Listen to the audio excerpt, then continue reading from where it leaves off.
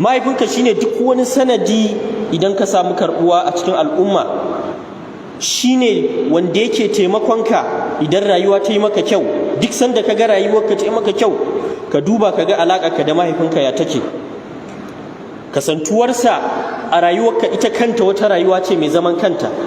Sannan nusantar da kai da yake yi yau da gobe shi ma wani abu ne mai girma wanda yana buƙatar ka bashi muhimmanci.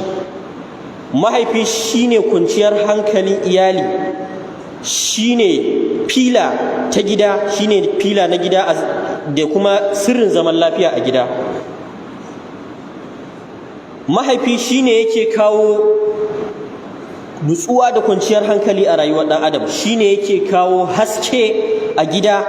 Duk gidan da ka ganshi abubuwa suna tafiya daidai, al'amura suna tafiya inda ya kamata, ka bincika zaka ga mahaifi, ana girmama mahaifi a gidan kuma